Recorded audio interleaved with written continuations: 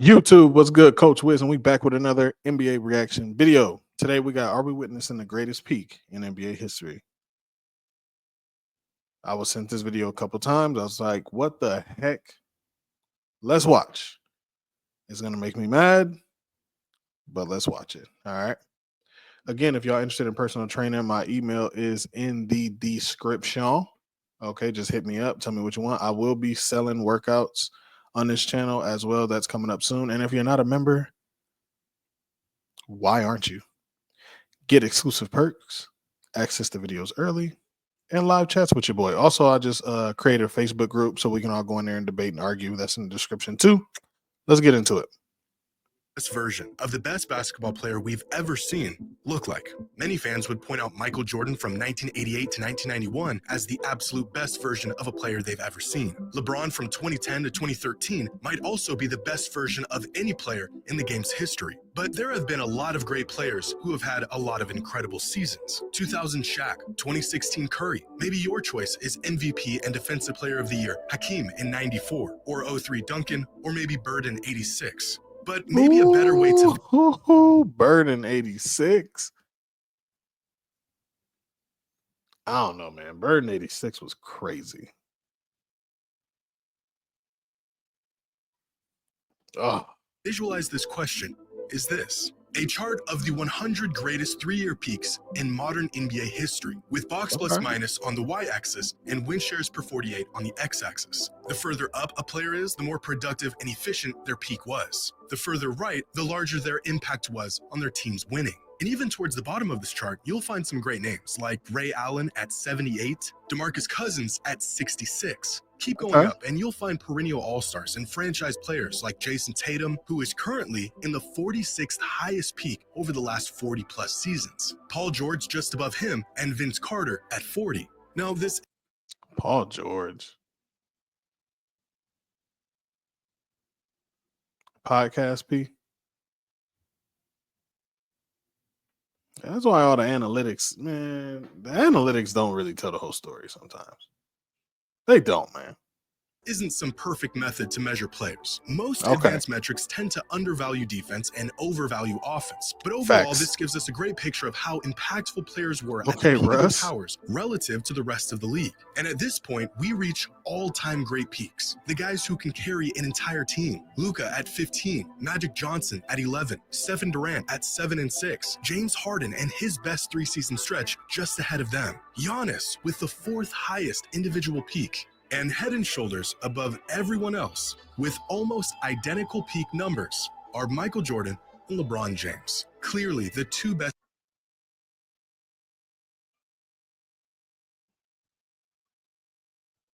What y'all think about that? Peaks we've ever seen. Until Nikola Jokic showed up and completely blew the lid off of just how valuable.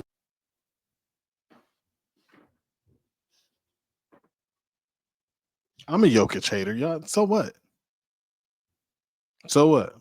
I'm a Jokic hater. So what? Because when Russ was doing this, he wasn't praised. All right, Russ did not. He was not praised when he was doing all the triple doubles and all those outrageous numbers. Y'all wasn't on this, and his team was trash, and he dragged them to the playoffs. But I'm going to listen. Well, one player can be to his team. Is Nikola Jokic the best version of any basketball player ever?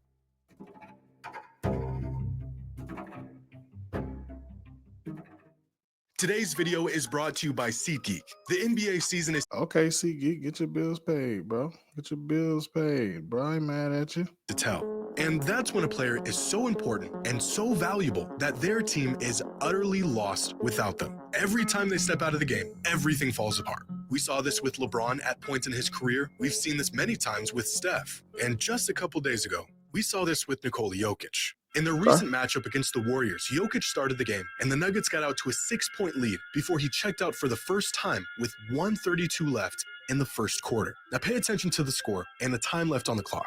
By the time Jokic re-entered the game, 5 minutes later, the Nuggets were down 5 points. Jokic helped the Nuggets overcome that deficit, and by the time he checked out again at the end of the third, the Nuggets were back up by 5. By the time he returned to the game, just 2.5 minutes later, Oh. the Nuggets were down 3 points. Jokic played the rest of the game, and the Nuggets ended up winning by 4. Jokic was on the bench for just 8 minutes of this game, was a net plus 42 points, and the Nuggets won this game by just 4. And that pretty much sums up how important Nikola Jokic is on a basketball court. Pair the impact he makes on his team's success with stat lines that make you question everything you've ever known about basketball, and you have yourself a player who is beginning to enter conversations that some fans aren't quite ready to have. Are we witnessing the highest peak in the history of the NBA? Some people think so. We're now going on 5 seasons of this guy being the best player on the planet, and despite 3 MVPs and 4 seasons, the man has somehow found a way to take his game to even another level. Is there still a gap between Jokic and the highest peaks in basketball history? Or is this version of Jokic peaking higher than any player we have ever seen before?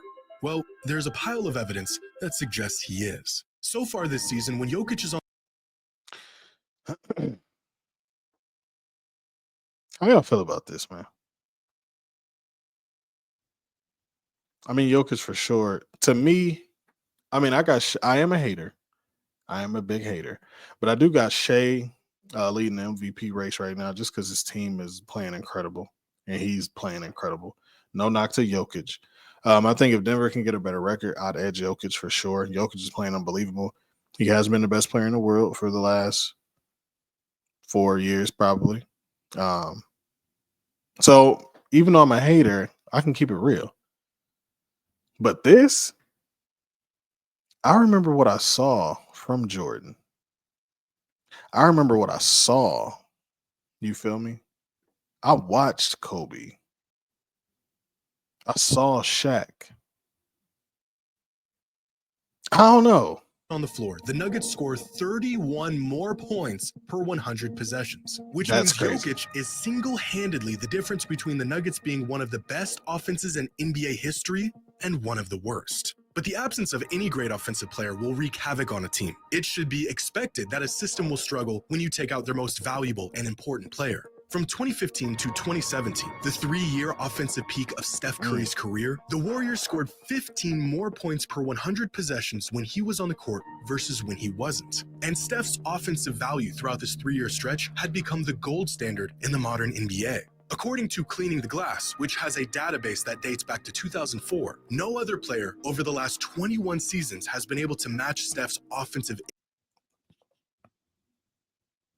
Let's see. Okay. Look at Steve Nash up there.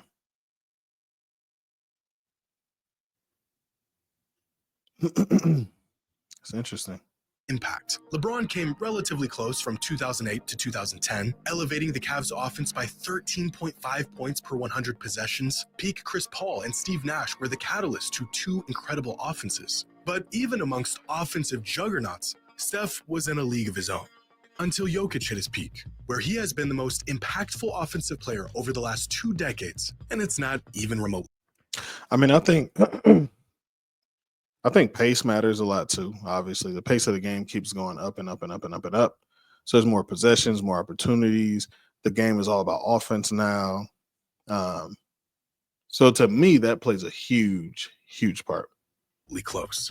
Over the last 3 seasons, the Nuggets scored 23.3 more points per 100 possessions when Jokic is on the court. That is a larger gap than most starting fives have over their bench unit. Jokic is making this big of an impact by himself. And we already knew that he was approaching, if not already at the level of some of the best, most impactful players in NBA history. But to really enter the conversation, Jokic first had to do what every all-time great must. Prove that he could be this good over and over and over again. That his dominance transcended who you put around him, and that his impact wasn't some 3-year abnormality. And he's now done that. He's way past the point of skepticism, and now entering the point where we have almost built a tolerance to his absolutely mind-bending stat lines. Basketball Reference cites a season where a player achieves a box plus minus of 10 or more as an all-time great season. As they put it, think peak Jordan or LeBron. And only 16 players in the history of the NBA have achieved this mark for a single season. Only 4 of these 16 players have achieved this mark in multiple seasons. Those players being LeBron, Jordan, Giannis, and Chris Paul. Nikola Jokic has a box plus minus of 10 or more for his entire career. Easily the highest.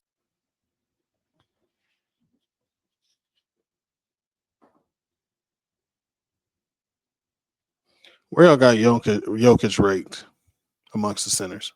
BPM of any player in NBA history. In fact, there have only been 8 individual seasons where a player logged a box plus minus of at least 12. LeBron James did it once back in 2009, the most productive and high usage season of his entire career. Michael Jordan did it twice, once back in 1988, arguably the greatest individual season in NBA history and the best statistical season of his career, and again in 1991. This season, Nikola Jokic is on path to accomplishing this feat as well, joining an exclusive club with the 2 greatest players of all time.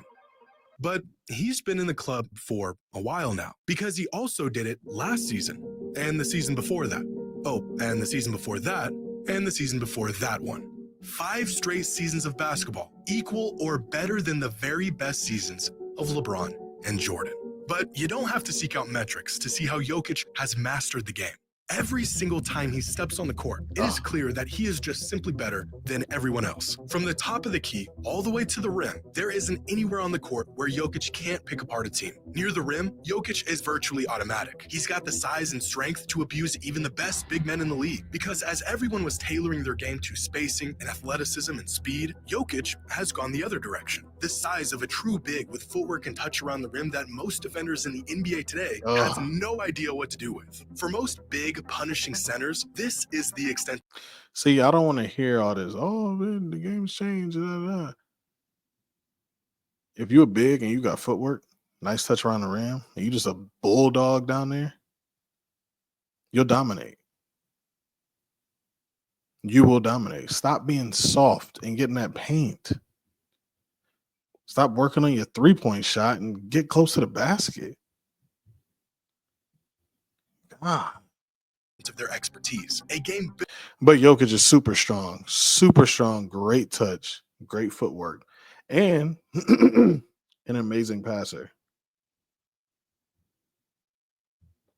Pretty tough to stop. Built to dominate around the rim. And there's 2 counters for players like this. Try to push their game away from the rim or collapse and force them to make a play. 2 counters that have been relatively effective since the beginning of time. Except Jokic will feast on both of these options. As the best playmaker in the league, collapsing or sending multiple defenders at Jokic doesn't work. He'll find the open man and make you pay with a 3-ball. The man is sick. If anything, this is probably his preference. Send help. We wanted the 3 anyways. So as of late, teams have tried option number 2, force his game away from the rim. And this has worked in the past. As we saw in last year's playoffs, teams forced Jokic to shoot the outside shot, and he struggled quite a bit. 26% on 4 threes a game in the postseason. This was the chink in his armor. Well, at least it was. Because this season, Jokic is shooting 50% from 3 on 4.2 attempts per game. 50%. The second most efficient 3-point shooter in the league among all players shooting at least 4 threes a game. Bro, 4 threes ain't a lot in NBA in the NBA today. It's not. He just struggled in that series. He just struggled in that series. That's all it really was. That's it. You trying to make somebody he shoot like Larry Bird or Steph or something. He only shooting 4 a game, which I like. I don't want him to shoot more threes. Like I like, it's a nice steady diet. This is how you should play if you're a big. Dominate down low. If they give you the shot, you're wide open, take it. But Jokic doesn't just jack up a lot of threes, which I can appreciate.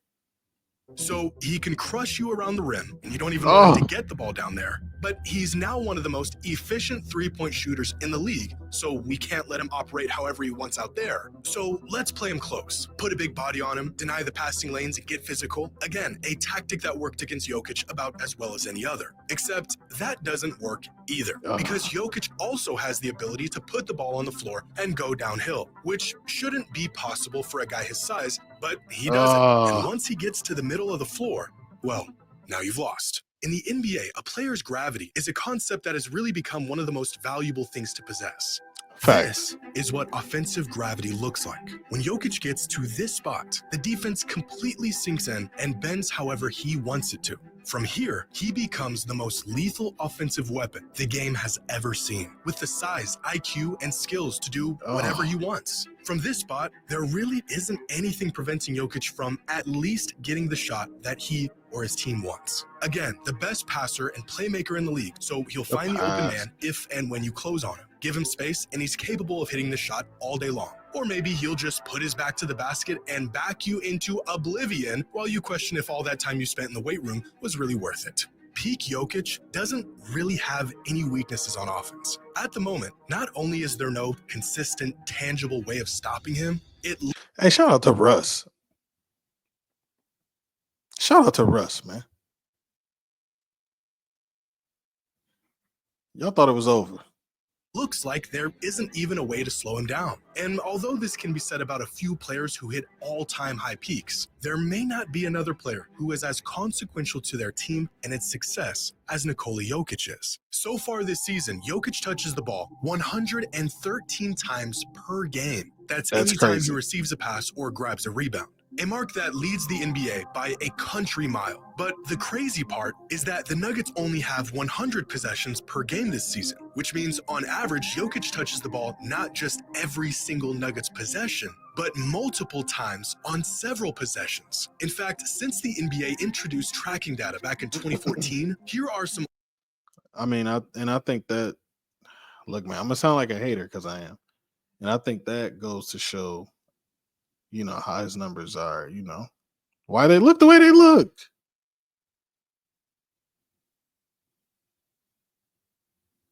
And they ain't taking nothing away from him because he's amazing. You feel me? Like I said, he would be MVP for me, but I reward winning. That's just me. But I mean, definitely the best player in the world. Come on, man. And he has been for a while. All-time great players and how involved they were in their team's system throughout their 3-year peak, how many touches per possession they were getting. And across the board, all of them are floating between 0.6 and 0.8 touches per team possession, with LeBron, Harden, and Luka carrying the heaviest load of anyone. Luka even approaching a 1-to-1 touch-to-possession ratio throughout the last 3 seasons. The Mavericks needing him to be involved in nearly every possession. And still, Jokic is on a whole nother level, where he is being utilized on virtually every single possession in every single game for 3 straight seasons. So not only does Jokic statistically contribute more to his team's winning, the load he is burdened with dwarfs even the greatest high-impact players over the last decade. Jokic isn't just the most important piece in Denver's offense, he is Denver's offense. Which brings us to the one glaring pitfall for Jokic's case as truly the highest peak of any player ever. Defense. A solid defensive. Thank you. Y'all know me. I like the players that play on both ends. Player at his best and a net negative player at his worst. And this is the one factor that may prevent him from peaking higher than anyone else. There's 2 sides of the ball. He's the best we've ever seen on one side, and he's okay on the other side. Meanwhile, there have been many great players that have been incredible on both ends. Mike, LeBron, Kareem, Duncan, Kobe, Hakeem, even Shaq and Bird were great defensive players at the peak of their powers. Jordan was almost as impactful on offense as Jokic is, while being one of the best defensive players in the league at his peak. Same goes with LeBron. And because most advanced metrics neglect defense or measure it incorrectly, the impact they had on the game doesn't quite translate to the numbers we see on the back end. For example, this season, even the best all-in-one metric, estimated plus minus, has Jokic in the 92nd percentile on defense with an EPM of plus 1.4, ahead of players like Drew Holiday and Jason Tatum. This same metric has peak DPOY candidate LeBron at a defensive EPM of just plus 1.2, which is worse defensively